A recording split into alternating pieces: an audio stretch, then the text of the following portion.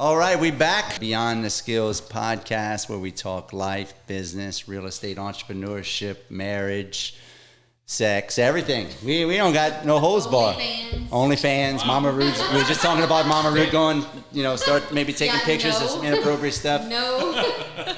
But we talk about it all, right? We real, we raw, and we talk about the dirty truths about business and, how hard it is to make money in real estate business and how hard it is to be an entrepreneur. Right? Yep. And marriage, all of it, right? So this is episode 10. Today's August 24th. We've got Evo. Evo, tell them a little bit about you, Evo, and then we'll get into, who your wife is. I'll try to tone it down because I talk a lot. So Evo, I'm 30. I originally came from Brazil, 14 years ago. I got here. My dad kind of started a trucking business. I went to school to go turn wrenches. Did that for a couple years. Got hurt. And you were a BMW mechanic, weren't you? BMW Master Tech. Did that. Went to college and did that 2-year program. Then I found myself hurt at home with nothing to do and had an opportunity to go sell some work and started selling some trucking work. Did some little bit of snow plowing, and then it just turned one into another. Just kind of started growing and growing until it was overwhelming. I couldn't work both jobs. So quit that, took on the trucking full on, and then kind of grew it to where it's at now. Today, we're roughly 90 to 100 employees, give or take, depending. 90 to 100 employees. Wow. Wow. How old are you? 30. 30 years old, and that's the trucking company. That is the mixture between the trucking and the site development. So, so we've emerged throughout that time. The trucking company grew. We had the opportunity. I got to meet guys like yourself, guys in the group, mentors, and trying to get to where we're going to. And one of the things somebody told me is like, look, if you want to grow to the scale, which our goal is 100 million in the next 5 years, we're on year 4. You could do it organically, but it's going to take a lot of effort. So a way to get to the 100 million faster is by buying companies, which I was like, who the hell I'm just some. I love that. Yeah, I'm a mechanic. Like, what do I know about buying companies? But I aligned myself with somebody, Scott Hannes, which we're now partners. And he's kind of, he was in a private equity firm. He knew all that stuff. And he was like, yeah, you can buy companies. So we put it kind of a business plan together that every other year, if we want to get to the 100 million, we have to buy a company. So we just put it out there, started talking about it, and we bought a construction company. And you're buying companies, I'm sure, that are symbiotic to what you're already doing. You're not buying, a trucking company and then going buy a rocketry business to fly to the moon. Like, it's got to be somewhat integrated in something similar. They feed one another is what I'm saying. They're all bolt-ons. Yeah. So it's, we were a trucking company we were a dirt hauling company, not like a freight or whatever. So a site development company was, we knew we could serve the site development company with the trucking company. So yeah, we bought that company. They had about 30 employees. We had about 30 employees. They were doing about 6 million when we bought them. Within 120 days, we flipped them around and we had them at about 18 million. Last year we did 20. This year we're on track of doing 30 million. So from 6 million, 10 million to 30 million. Yep. In 2.5 years. So, for the company that we bought them last March, and they were only doing 6 million when we bought them. That was their best ever year. And we just buckled down and went after some work. And by the end of the year, we had a backlog of 15 million. And the trucking company. So I'm assuming, because you just said something really key, I picked up on, you went after the work, because a lot of these older people, mom and pops, they don't go after work. It's all organic. Yeah. It's all goodwill business. Yep. Whatever business comes in from word of mouth. And they're very, very selective, who they want to work with, what they want to do, the stress level they want to deal with. Managing employees like that. The number one thing we see today with, at least in the blue collar business, is people don't want to manage people. Yeah. Like they keep complaining about how shitty people are, but they also don't invest in people. Yeah. So that's good. They're like, oh, everybody sucks, but you're a coach. What have you done to coach your team? Like we talk about with my manager all the time. It's like, yeah, we have some bad employees. Like we have some employees that are not great, but let's reflect. What are we doing to mentor and coach? Not just why are they not executing? Yeah. What did we explain it right? Did we sit down? Did we yesterday I pulled out we missed our flight. So perfect example, we missed our flight. And I was like, let's just drive to a job site. I wasn't sweatpants, and I hate doing that. I hate going to into a job site where I look all prettied up. But I just stopped by and look, and I'm looking, and I've had this conversation with one of my employees. He's a high-level employee, and he keeps doing the same shit that we've had the conversation. So I had to stop. I said, you know what? I usually come in here and I kind of bark at him a little bit. Mm-hmm. I pulled a notebook and I did the math of what he's doing and what it cost us, like what he's doing, so he can understand financially what it's actually doing to us. And then I said, look, I know we talked about this, but let me have you understand. Like, let me teach you, like, this machine costs us this much, your action. And then he's like, I said, so when you do this, you cost us about $1,000 a day. And he looked at me and he's like, okay. That's like, so good. You show them, you don't tell them. Yeah. And so sometimes, but us as business owners or leaders, like, we just get fucking frustrated. We're like, this fucking dumb guy, stupid. Like, just stupid. Yeah. But like, take the fucking time to teach your people. Yeah. Like, and it is frustrating and it is upsetting, but we just forget and neglect to invest in our people. So that's kind of like the end all be all. And like you said, like most business owners, they don't want to do that. Like, they've been doing it for 30 years. And yes, I agree. The personalities back in the day, they used to be easier to manage with. They used to be more of that working personalities. But nowadays, we are in the blue collar industry. We're competing with like somebody that makes 80 grand today can work remote and like do their jobs with very little stress. I have buddies that make 130 a year. He plays maybe 4 hours of Xbox a day, writes a couple reports, sends it off. So like, that's what you're competing with. And you're telling that guy has to get in the trench for like 70 grand a year and get dirty and be sweaty. So like, how can you be different if that's what you're competing with some markets? My market is a very high-end competitive market. Yeah. So like a labor where anywhere in the world or anywhere in the country is like 17, 16, they can go work at anywhere with AC for $18 an hour. You know, like Hobby Lobby's paying $19 an hour. Right. Yeah. So, you know, we have to do a better job of investing in people. So, and that's what most business owners today are frustrated, which is if you are a fucking killer and you want to buy businesses and you want to take over, this is going to be the time. Because you have the baby boomers, which is the largest generation ever, right? That have been doing this for a very long time. They've been beaten up, bruised. They made a good living. They have some good tangible assets that are most likely paid for.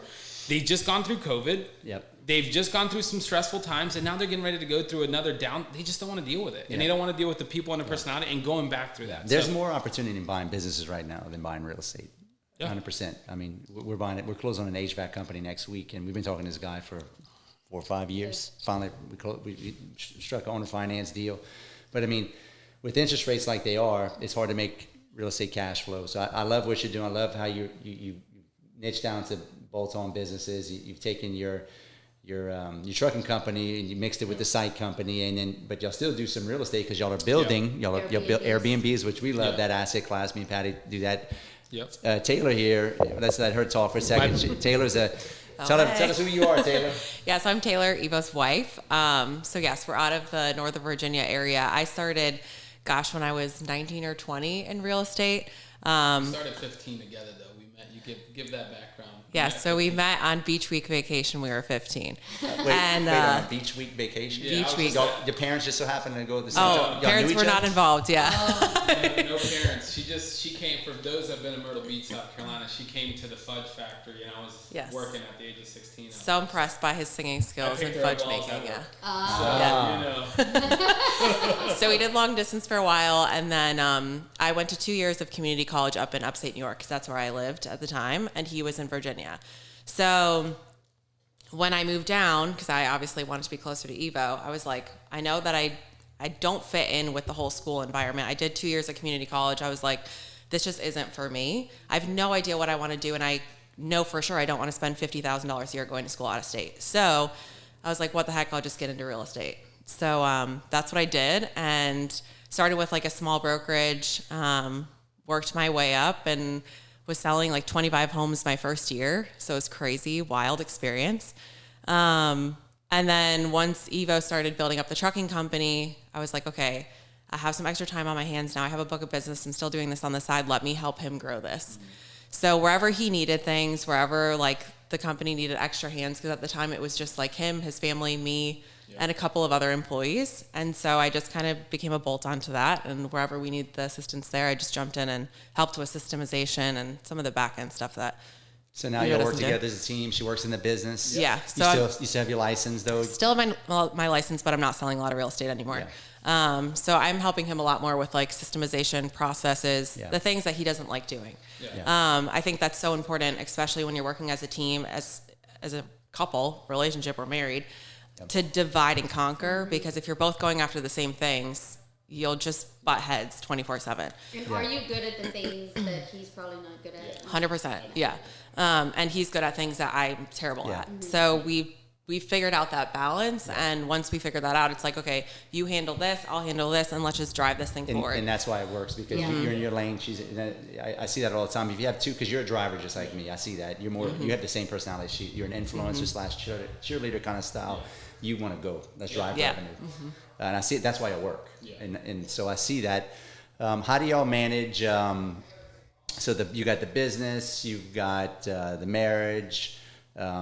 You know, when you get, I just did a reel the other day. I was like, I remember in my 20s and 30s, I was so busy in my 20s and 30s that I barely had sex with Patti.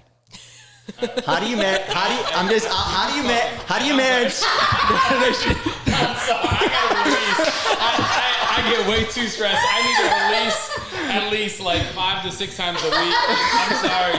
We argue. So how do you manage business, sex, and marriage, all the same thing, and being busy and dealing with all kind of crazy people? It's fucking hard. Yeah, I was gonna say we've definitely, because you have to make some alone time, because you have to have you have to gotta get away.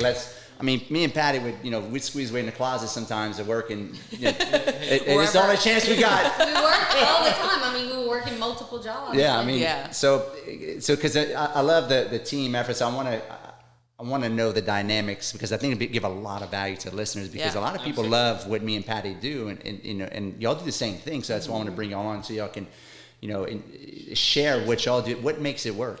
I think one of the biggest things that we do is, like, just like you do in business, you have to set expectations and goals in your relationship. Like, we'll sit down once a year. A lot of times we'll take a vacation and do it. And we'll just go out, the two of us, and say, okay, what do we want to do this year? What do we want to accomplish in the next 3 years? Not just business, but personal too. Like, where do we want to travel? What do we want to do? Do we want to have kids? Like, what's next, And so once we've set those expectations, it's like we've written it down. We know what we want to accomplish, and we're going to do it. And that's one thing that we're, like, I would say we're really good at that. And we also make time to, like, have fun. And even if we're each other's 5-6 times a week. Yeah. I mean, I would like more. He's like, no, I think we actually went to counseling one day, and our counselor was like, because we're proponents of counseling, we like it. But we sat there, and he was like, okay, so ideally, like, how many times a week would you like to have sex? I'm not the only one. I was like, I mean, it's like, 4 days a week. That's pretty good for me. And he's like, 4 days a week? What are you talking about? Like every day. Like, I mean, I'm going at a fucking million miles Y'all are an like hour. the same. I'm high level, like, all time. Like, it's my fucking release, literally, no pun intended. But like, but I mean, I think for what, like Taylor said, like, we try to be systematic and we try to be intentional.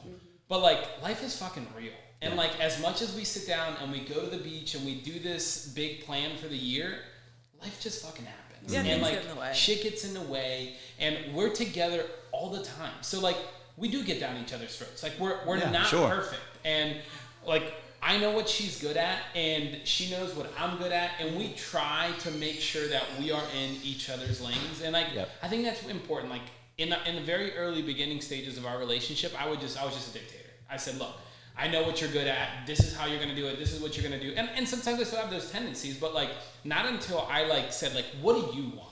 Like, cause I can see what you're really good at, and I can tell you this is what you should do. But until you believe that you have a piece in that, because I don't want you to feel like you're living the Evo life and like you're along for the journey. And a lot of people with that dominant, it's very easy for us to be dominant and just say like, hey, we're going, buckle up, and just fucking let's go. But it is important to take a step back, because like, I need her buy-in. If I don't have her buy-in and she's just for the right, she's gonna give me 50%, or it's gonna be a fit. So like, we try to take time to say, all right, like, and we talked about it probably on the way here, or like yesterday, like, what do you want to do? Like, I know you're amazing, and I fucking suck. Like, I hate having I'm not good at having the tough conversations all the time, holding people accountable. Like, that's some of the tough things for me. She's really good. Like, she's super black and white. Like, we went and had a lunch with an employee, and she had like a really good, like, black and white streamlined conversation about metrics and where we're going to. And I was like, dude, you're a fucking, like, you're great operationally. Like, well, y'all know what y'all are good at. Y'all know what y'all strengths. You know your weakness. I think that's super important for you guys to listen to, because Patti and I do the same thing. I know where Patti's weak, and I don't put her in a position where she could fail. She knows where I'm strong. She knows where I'm weak, and y'all are doing the same thing and figuring that out, and just owning that lane. And then relationship wise, like we just like, because it's high stress. I mean, there's weeks that we're scared to make payroll, or we made a big investment. We're like, shit, this has got to come back. Like it's high stress, right? And I don't have a problem with that, but we need high release, right? And that's where the sex comes in. That's when the traveling comes in, and it's okay. Like our therapist told us even talking about sex on a real note is sometimes sex can be just a stress reliever. Like it doesn't have to be the amazing. Well, it's funny you say that, Evo, because her witch doctor she goes to told her. I call her a witch doctor, but she's a good witch. She told, like, you need to be having lots of sex with Chris because I'm the same way, dude. I swing the bat. You know, like either we're gonna make it or we're not. Yeah. So I can relate to that in the sense that you know. Well, you know each other's wants and needs. Yes. That's important. Yes, you know. So I mean, I mean to get off the tangent, but you're absolutely right. You have to have a relief. Like, God, remember I told you the last mastermind, my last mastermind we talked about. I read in a book, Think and Grow Rich. High D's, which are high D like me, high drivers have high sex drives. And I've read that, and I made note of that because I talked to other entrepreneur buddies in the same way. They're machines, right? But it's in our character, it's in our nature. We're dominant. We want to, you know, we need to be validated, and that's how we get. Absolutely. That's how we get validated. And one thing, that big learning lesson, because look, our marriage is not perfect. We've gone through ups and downs, and like big learning lesson for me is like us as humans, as people, if we don't get what we expect a certain thing, and we have unspoken expectations, and unspoken expectations kill everything in marriage, business. But you know, we'll come home and be like, we worked our ass off, and we have this mindset that our wife should just jump on us or do X, Y, and Z, and like she's exhausted with something else. So then we get deflated because we didn't get what we wanted, but then we don't communicate that with her because we're like, fuck, she should look at what I did. She should be butt naked, waiting for me on the stripper pole. Like legs spread out, like the camera rolling. Or just need to be a mind reader too. Oh my God. And meanwhile, I show up, she's got the sweatpants and the freaking reading glasses, and but being able to have that tough conversation of like, hey, look, I would like, it's tough because you're like, I shouldn't have, like, my inner fight for me is like, man, I shouldn't have to have these conversations because I figure you should know me. But like, we're just people, and like, we're not mind readers, right? Yeah. And that's the biggest destroyer of marriages is unspoken expectations. Oh, I love that. Like, communication is key. Unspoken expectations kills everything. Because you're like, well, you should know that. Like, we've been together for, like, I've said that to her. Like, how long have we been together and you don't know? I mean, we argued about that this morning because I was like, So let me ask you this, Eva, because I'm seeing a lot of relation. I didn't know, I'm getting deep into you, and I'm starting, man, this guy's. Don't get that deep. Hey, do you, you want to be needed and wanted?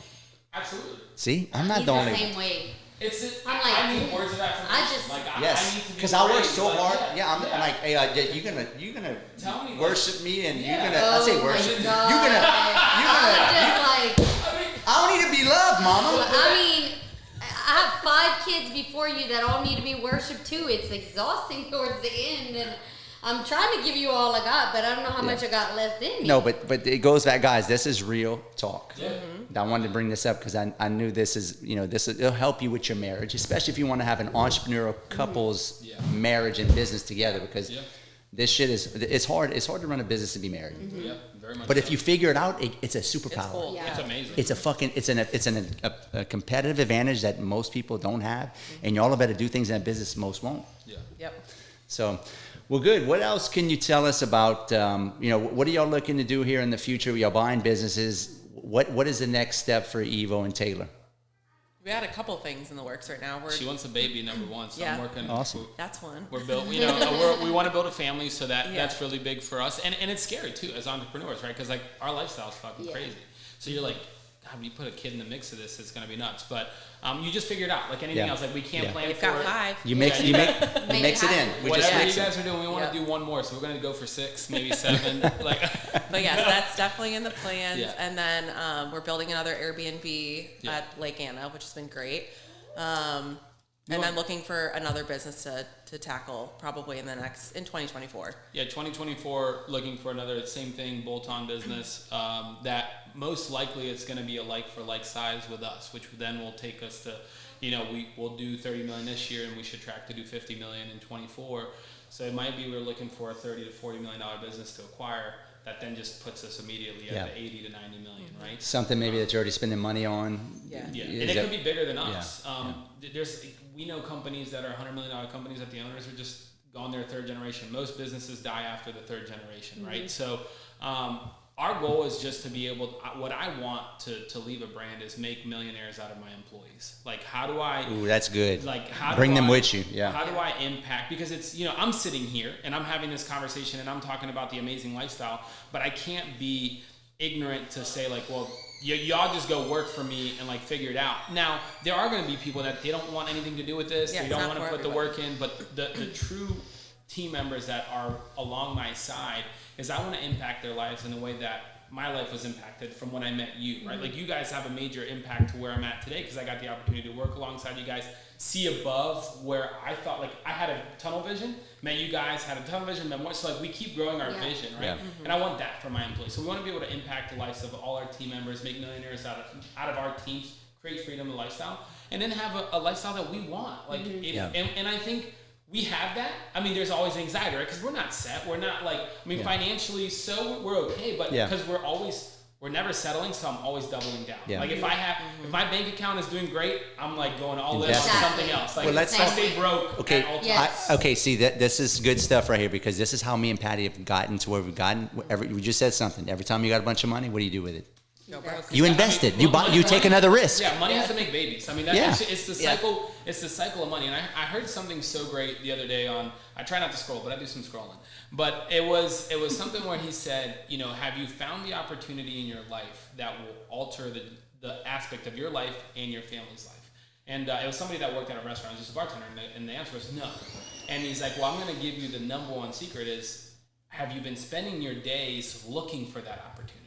So that's the thing is like, I'm constantly in the search of what's the opportunity, where's the upside, even like, because I could be settled, like we're okay. The company, I could just say, 30 million, let me just streamline 30 million, and it does 20%.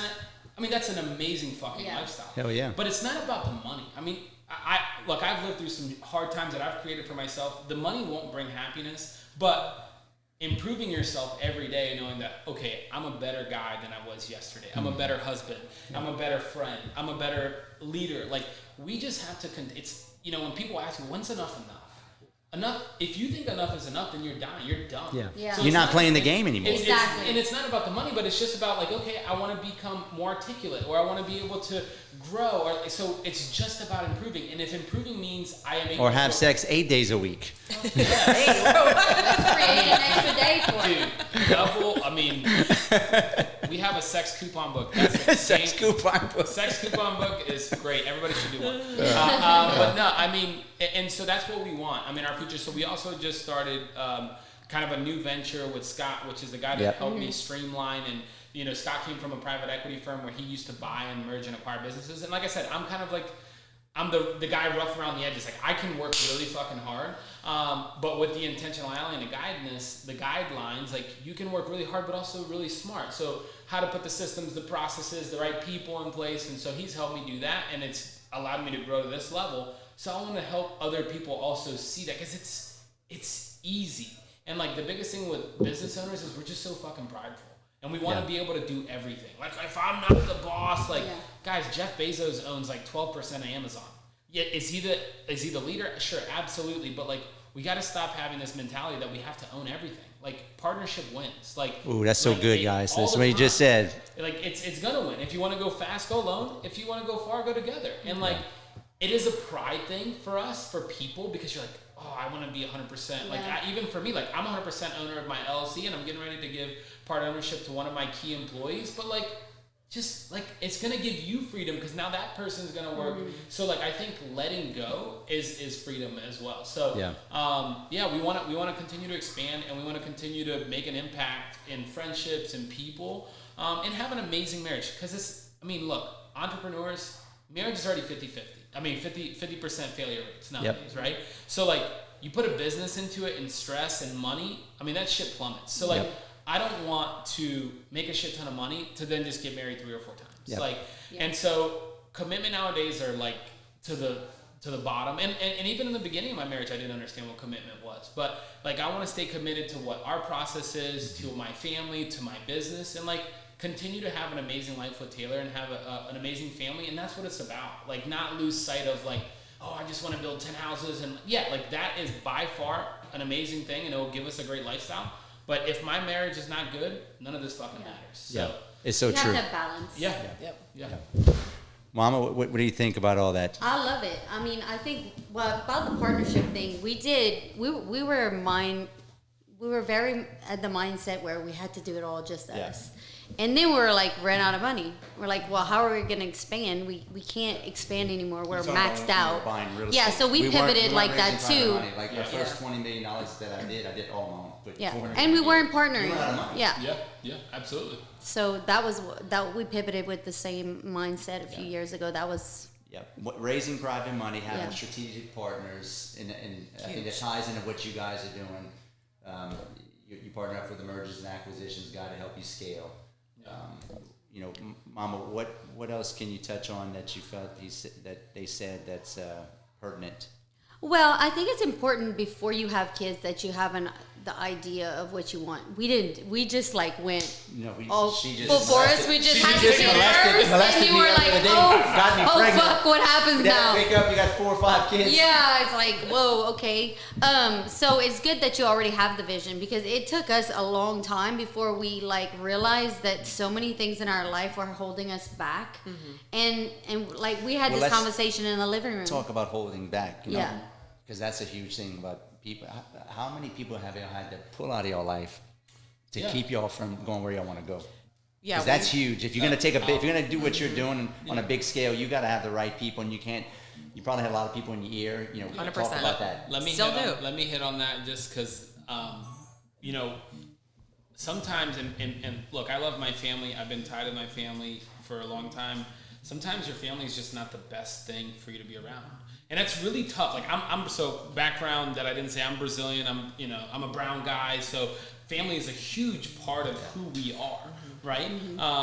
But sometimes one of the things I heard years ago is if you really want to be able to help people, you have to make sure you're in a good position before you can help others. If you help too early, you'll never be able to help the masses. You'll be able to help a few, but then you won't be able to. So you have to be selfish so you can be selfless. That's right. So that's one of the biggest things. Like it's tough for people to understand sometimes their family is not the best environment because your family has limiting beliefs. They haven't broke out of those things. They don't understand. They don't know where you're trying to go, and they just want to spend time with you. And nothing in life, like my number one learning lesson in this life is nothing comes without sacrifice. So you're going to have to sacrifice time. Like even our marriage, like if we want to do certain things for the business, maybe some time together will be sacrificed. Like you guys said, in the beginning, you guys were just fucking working. Like, so you sacrifice sex, you sacrifice time with each other. That's a price you pay to be here in this table today. And that is just going to come, right? So you are going to have to make sacrifices, and that's like family sometimes is not the best. I think that's a big learning lesson for me, and it was hard. I had my family in my business. They were with me, and I wanted to take them in certain levels that they maybe couldn't get to, so they were holding me back. And I had to make the hardest decision to separate ties, which allowed me to take care of my family. And sometimes we don't notice, but we do the same things our parents did. Like my dad did the same shit with his brothers, and we would always talk about it. Like he would always take care of his family first, and we were the last. And I started noticing I was doing the same thing. And like my family is right here. It's Taylor and I. That's our family. Right? Like I think you got to take care of you and your spouse first to then take care of your family. So those things can hold you back. And shit that just gets you distracted. Partying, like it's fun. Like, we have a great time. We're with our friends. We do but just staying focused. If you have your end all vision of where you're trying to be and each other, like we try to write those. That's why we write those visions to keep us focused. Because in life, there's so many things to derail. Distractions. Like all the freaking time, right? Like even me talking about scrolling, like our attention span nowadays is just like you just keep getting a tangent. So that's kind of like my tidbit on that, and I'll kind of let you. Yeah, and on top of that, it's what you say yes to, you're saying no to something else. Ooh, that's so good. So let's say that again, Taylor. When you say yes to something, you're saying no to something else. So when you say yes to hanging out with your friends, you're saying no to spending time in your business. When you say yes to going out on a limb and doing something for your family, you're saying no to doing it for something else. It's not that it's bad. It's just that your focus goes elsewhere. Boundaries, so, we as we went through therapy, like that's one of the biggest things in everything.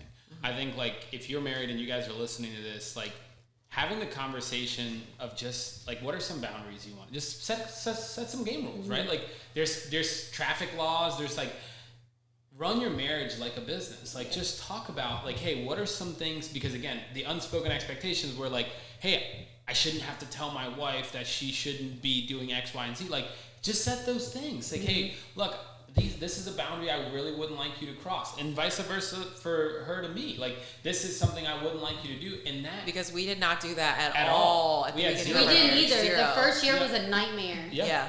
And those things, I mean, even just speaking about your families and how do you deal with that? Like, you know, she was from out of town and my family's in town, so she felt like we spent a lot more time with my family, but like I felt like it wasn't my fault because they just lived nearby, right? But like just having those conversations can ultimately drive you into a better place, right? And just setting some of those guidelines can, I mean, boundaries in marriage. It sounds like you're running your marriage like a business. Mm-hmm. We try. You try. You got certain expectations, parameters, a system, and a process. Like we do the same thing every day for the most part.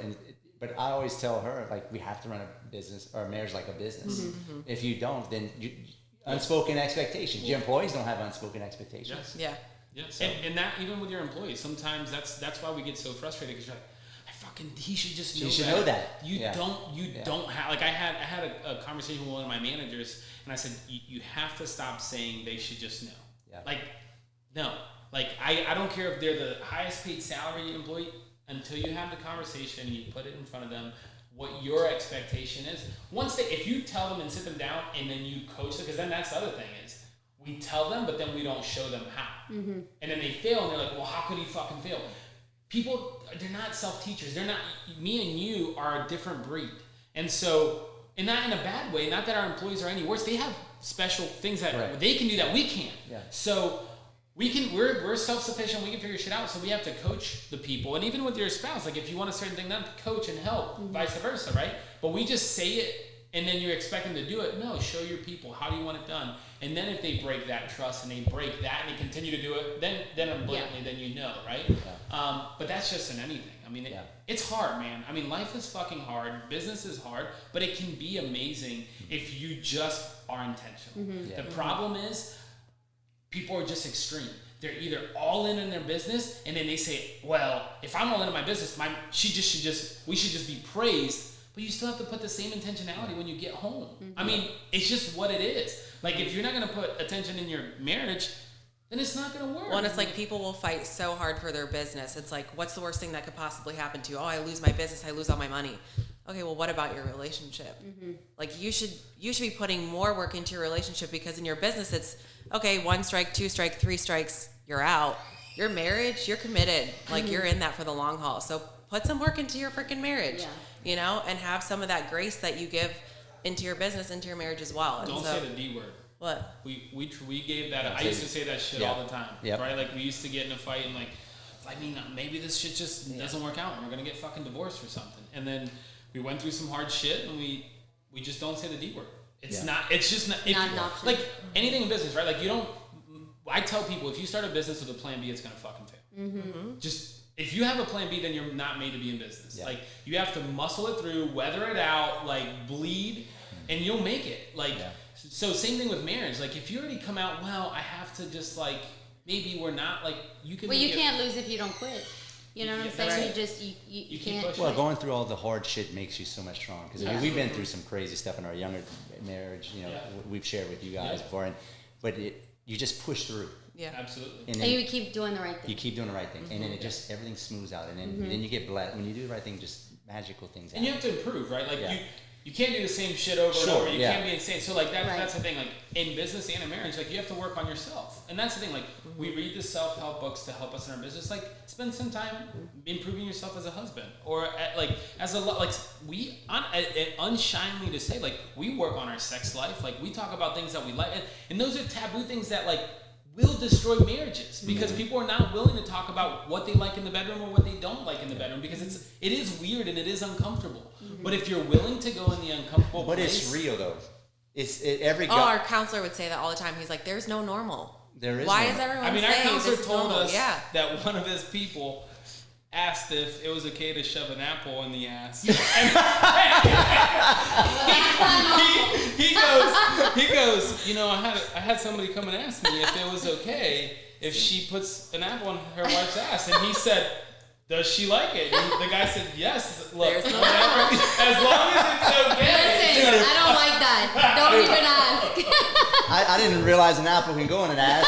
But maybe we try it out, Mama. Maybe you may like it. It's a big ass. I don't know.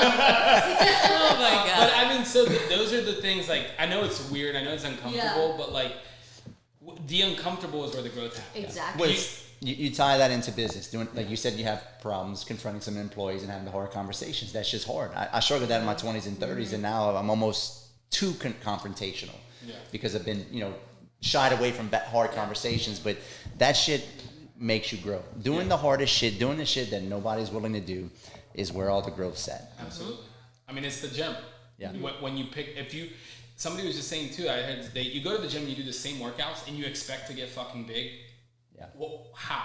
You have to go in there and suffer and break your fibers. If you break your fibers and it's painful, you're gonna grow. You're gonna either lose the weight. But if you just keep going to the gym and you see those people that just like they've been there for 3 years and they walk at the treadmill on the same fucking pace and they think that they're gonna do something different. So like you had the beauty is in the pain. It's just what it is. Yeah. Like, Beauty's in the pain. You need something to struggle against, guys. Stop avoiding struggles because struggles create strengths. Strengths make you strong. Then you just become a superpower over time. And you feel more invincible. Yeah, and you When can you confront like, anything. Yep. You can confront anything. But no, this and is go broke. Getting more businesses like we do. We just have to continue to take risks. Yeah, a lot of good takeaways. I could almost just think about all the good takeaways. You guys probably have to listen to this again.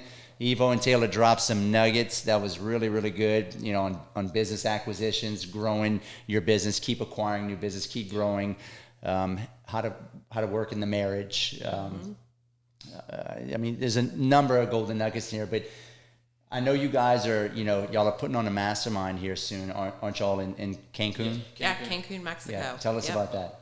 October 4th through the 7th, we're doing a business mastermind where we're going to kind of talk about the same stuff here, but really in focusing on the business foundations and the principles of how to run a consistent, predictable businesses. Most people, most entrepreneurs are heavy, high-paid employees where they're stuck. They can't go on vacations. They can't leave their businesses. They feel like if they leave, their business collapse. That's not why you went into business. You went into business to be able to make predictable returns, grow, and create freedom. So we want to be able, I want to take all the stuff I've learned the past 5 years and help implement that. So we're doing an event that's going to just bring on different entrepreneurs within different levels of life and different levels of their business and help just talk about what are those things and then connect them with the right people. That's the biggest thing, is give them the ability to be able to connect with the right, if it's a fractional operations, HR, finances, and then we will have some of those down the road as well. But yeah, October 4th through 7th, we have a couple available seats left. We're leaving it really exclusive, only 15 business owners. That's the best masterminds to go to, guys. That's why I used to do the bigger events. They're not nearly as powerful as the smaller ones. We just want to dive deep, right? Like I want to be able to, like when you and I had the one-on-one, and like I want to be able to sit down with somebody, like, what are you struggling with? Like, well, how can I add value in Scott, and who can we connect you with to really, so like you came in at a $2 million business and I want to talk to you 6 months a year and say, holy shit, like you're crushing it by doing a couple things, right? But when I met you, were probably only doing a couple $1 million. Yeah, we're doing Probably like like 3, 5, yeah. 4 million, Yeah, and now y'all are doing 30 million. You know, so I mean, it's awesome to see you guys' growth and you know what y'all going and doing. And I really admire you guys just for the tenacity y'all have to keep pushing. Keep growing. Y'all are always at masterminds. I see a lot of y'all in Patti and I, like we did the same stuff. Y'all are what, 30? How old are you? 30, yeah. 30. Yeah. So y'all are still pretty young, and a lot of growth. A lot of good stuff. I'm sure it's going to happen. I mean, if you keep on the track that you're going, by the time you're my age, you're going to have probably a $200 million company. Maybe more. So man, I just want, like I said, like I'm super blessed. Like my dad came to this country with like, he left it all behind, so I would do a disservice to him if I don't do anything and everything I can. Yeah. If in 30 years it's 100 million, awesome. If it's 300 million, let's fucking go. But I have to put whatever I got on the line and just go for it, right? And I want to help other people get there as well. But I'm also in my business. So like my goal is not to become this mentor, this guru. Like I want to still operate in my business, make some friends, make some allies. Like, hey guys, like let's tag along. Because again, the strength is in empowering together, right? And there might be some partnerships that come out of that event, or that I can partner, or they can help me in certain. So that's what I want. I just want to be around people. Well, you just said the biggest thing. I do way more in my real estate company than I do in my coaching, right? Yeah. But the coaching expands my businesses in real estate because my best partners have come from my coaching students. As a matter of fact, we got a couple coming that are showing up. So if anything, that's what I do for you. You find your next business partner, your next capital partner. So I love that y'all guys are doing. I think you have a lot to give and a lot of wisdom. I mean, the nuggets you dropped today were great. Taylor, what do you have to say to wrap this thing up? No, I just appreciate you guys inviting us to come on here. You guys have been incredible mentors to us, and just like you see some of yourselves in us, we see a future in like what you guys have and what you're doing, and it's really inspiring. So thank you for having us. Yeah, absolutely. Oh, we love y'all. Yeah, thank you. No, you guys have been a huge part in our lives, and how you guys deal with business, how you deal with marriage overall. So we're super grateful for everything you guys have done for us and allowing us to be a little piece in your story. So we're grateful for that. Yeah, absolutely. Sure. Likewise, we admire y'all and love what y'all are doing. We want to keep growing with y'all and see y'all grow, and it's what it's about. Mom, you got anything to say? I don't know. I just love them. I love spending time with them. We vibe. They can come hang out, and we need to go to Virginia, to the lake house. You know what it is? Y'all easy. I know. Y'all easy to be around. We don't feel the same. We don't people much. I don't like people, to be honest, which is why I wear shirts that say no friends, only allies in town. Everybody knows that dude's a fucking asshole. No, I just don't like the people because people have problems. But when you meet some people that you're comfortable in their space. We're aligned, I think, on the same expectations. Easy to be around. Then you know, okay, these are good people. These are some good allies. So, but we're gonna wrap this up. We're at a mastermind. I hear all the people rolling in. Evo's gonna be a speaker. Him and Taylor are gonna talk about their business. If you didn't make it out to this mastermind, you can inbox me. You need to make it out to Evo's mastermind. If you got a business and you want to scale, this dude's done it. You know, it's not a guru. You got to invest in yourself. Impactalliance.co. No, impactallianceco.com. There you go. All right. I got too much stuff. Yeah. Where can they follow you, Evo? They can follow me on Instagram, Brazilian Entrepreneur, Facebook, Evo Periera, and then they can hit up our website at impactallianceco.com. And Taylor, where can they follow you, Taylor? Same thing, Facebook and Instagram, Taylor Periera. Yeah. Awesome. Mama, where can they find you? Living the Real Estate Life on Instagram and Patti Rood on Facebook. And fans only, right? Soon? I'm working on it. Things don't get better. We're going to be on fans only. All right, guys. Appreciate y'all. Follow, like, subscribe, share with somebody. Send this to somebody that needs to hear this, that maybe has a marriage they're struggling with. And make it out to the next Allies Mastermind. And keep skilling up at chrisrood.com. Peace.